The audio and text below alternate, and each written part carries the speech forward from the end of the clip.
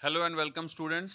अब मैं आपको कुछ प्रॉब्लम सॉल्व करता हूं और आपको बताता हूं। देखिए यहाँ पे क्वेश्चन नंबर 6 देखिए, ये एक्सरसाइज का प्रॉब्लम है क्वेश्चन नंबर 6। यहाँ पे हमें ए और बी दिया हुआ है। If A is this matrix, A का ऑर्डर क्या है? ए का ऑर्डर है 2/3 और बी का ऑर्डर है 3/2। बी का ऑर्डर क्या है? 3 रोज एंड 2 कॉलम्स 3/2। तो ए और बी दिया है, फिर उन्होंने कहा है show that matrix A B is non singular. Non singular, okay. So सबसे पहले तो आपको ये जानना है कि नॉन सिंगुलर मैट्रिक्स क्या है। सोचिए, हमने नॉन सिंगुलर मैट्रिक्स ऑलरेडी किया हुआ है। सोचिए, वीडियो पॉज करिए और तुरंत उस पर सोचिए नॉन सिंगुलर मैट्रिक्स क्या होता है। ओके, और जाके पहले ये पता करिए कि नॉन सिंगुलर मैट्रिक्स क्या है।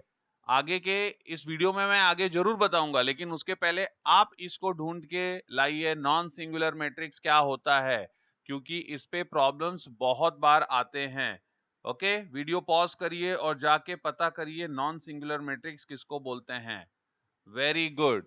नॉन सिंगुलर मैट्रिक्स वो मैट्रिक्स है जिसका डिटर्मिनेंट जीरो नहीं होता है। अगर आपने किसी मैट्रिक्स का डिटर्मिनेंट फाइंड आउट किया और वो मैट्रिक्स का डिटर्मिनेंट इक्वल टू जीरो नहीं है तो वो नॉन सिंगुलर है। और अगर मैट्रिक्स का डिटर्मिनेंट जीरो है तो वो क्या है? वो है सिंगुलर मैट्रिक्स। अब देखो, show that matrix A B is non singular, तो इसका मतलब मुझे क्या करना पड़ेगा? मुझे पहले matrix A B find out करना पड़ेगा। ओके, तो मैं यहां पे लिखता हूं ए बी इक्वल टू, ये मेरा आंसर है 6th का।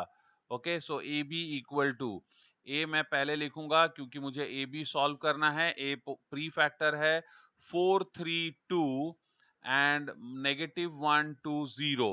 ठीक है, उसके बाद में मैं मैट्रिक्स बी लिखूंगा। बी क्या है? बी है 1 -1 1 और ये है 2 0 -2। ओके, अब यहां पे जरा सोचिए आप लोग कि ऑर्डर क्या है। देखो, ए का ऑर्डर क्या है? ए का ऑर्डर है 2/3। ए का ऑर्डर है 2/3, करेक्ट। और बी का ऑर्डर क्या है? 3/2। अब समझ में आ गया आपको ए बी मल्टीप्लाई क्यों हो सकता है।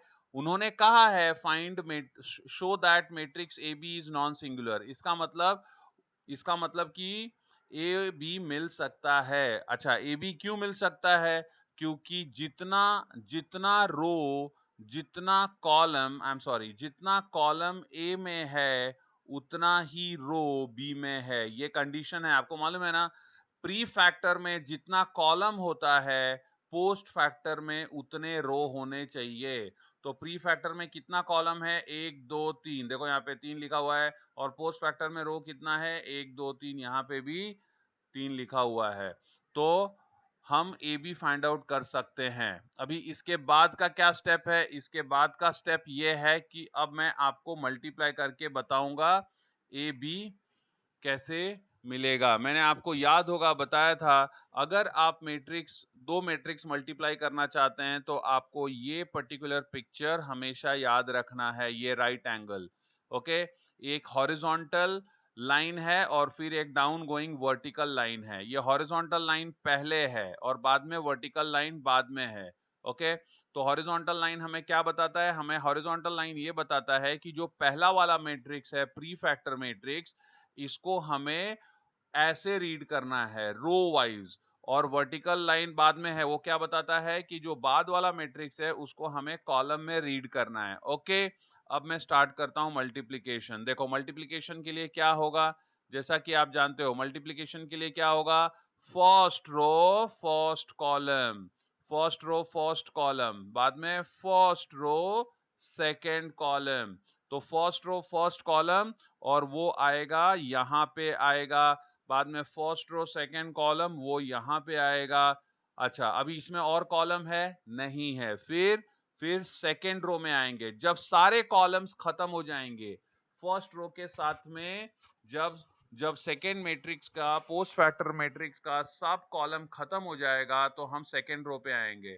Second row first column, second row second column, second row first column, second row second column, और ये हो गया कंप्लीट मैट्रिक्स। समझ में आ गया आपको? चलो अब हम लोग इसको मल्टीप्लाई करते हैं, ठीक है? तो स्टार्ट करता हूं मैं multiplication of matrices A and B. चलो, तो first row first column, first row first column, 4 into 1 4 plus 3 into -1 plus -3 plus 2 into 1 2 2 into 1। Okay, first row first column हो गया। अभी क्या, first row second column, first row second column, ये देखो 4 into 2 8 plus 3 into 0 0 plus 2 into -2 that is -4 हो गया। तो first row first column से मल्टीप्लाई हो गया, फर्स्ट रो सेकंड कॉलम से हो गया। अब फर्स्ट रो थर्ड कॉलम तो है ही नहीं, तो ये हो गया इधर बंद। समझ में आ गया? अब देखो यहाँ पे, अब नेक्स्ट हम जाएंगे second row first column, -1 into 1 -1 plus 2 into -1 -2 plus 0 into 1 0। अभी second row second column, -1 into 2 -2 2 into 0 0 0 into -2 0। Okay, देखो यहाँ पे, और अब क्या मिलेगा मुझे, देयरफॉर ये आपका मैट्रिक्स ए बी है, तो मैट्रिक्स ए बी क्या मिलेगा, therefore matrix A B equal to, देखो क्या मिलेगा, this is 3, this is 4, 8 minus 4 is 4, this is -3 and this is -2। ये देखो, ये हो गया मैट्रिक्स ए बी, आपको मिल गया। अच्छा, मैट्रिक्स ए बी का ऑर्डर क्या है बेटा, जरा देखो, मैट्रिक्स ए बी का ऑर्डर है 2/2। क्या है ऑर्डर? 2/2। अब यहां पे मैं एक कमेंट बोलता हूं, ये कमेंट बहुत इंपॉर्टेंट है। देखो, जब मैं ए बी मल्टीप्लाई कर रहा था तो मैंने बोला कि मैट्रिक्स ए में जितना कॉलम है, मैट्रिक्स ए में जितना कॉलम है उतना ही मैट्रिक्स बी में रो है। देखो, मैट्रिक्स ए में कॉलम कितना है, 3, और मैट्रिक्स बी में रो कितना है, 3। अब आप ये दोनों 3 को इग्नोर करो, दोनों 3 को इग्नोर करो, तो बचा क्या, देखो यहां पे आपके पास क्या बचा, यहां पे बचा है 2, और यहां पे भी बचा है 2। Are you getting it? ये भी 2 है और ये भी 2 है। तो ये जो नंबर है ना, यहां वाला ये नंबर, यहां का ये नंबर और यहां का ये नंबर, ये दोनों नंबर डिसाइड करता है कि जो प्रोडक्ट मैट्रिक्स होगा उसका ऑर्डर क्या होगा। तो देखो 2/2 ऑर्डर है। ओके, ठीक है।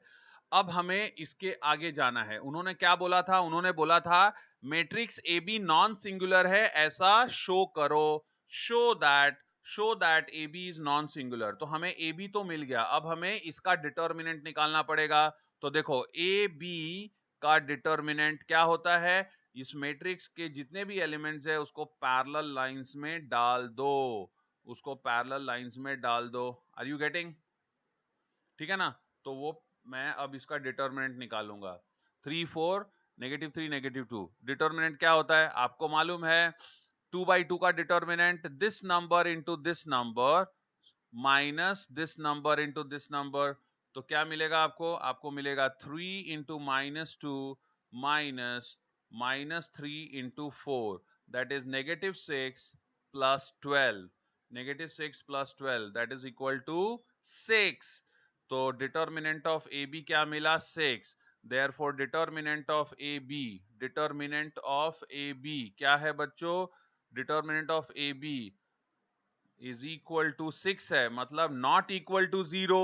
और अगर डिटर्मिनेंट नॉट इक्वल टू 0 है, therefore matrix A B is a non-singular matrix, it is a non-singular matrix। क्यों?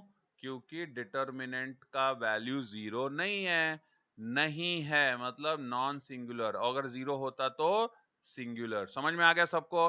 Very good. ये वापस आप रिपीट करिए और पूरा वीडियो एक बार फिर से रिप्ले करके अच्छे से देखिए, और ये प्रॉब्लम को आप अब अपने से सॉल्व करके उसको लर्न करिए, सेल्फ लर्न करिए, इसको आप एक बार खुद सॉल्व करिए। ओके,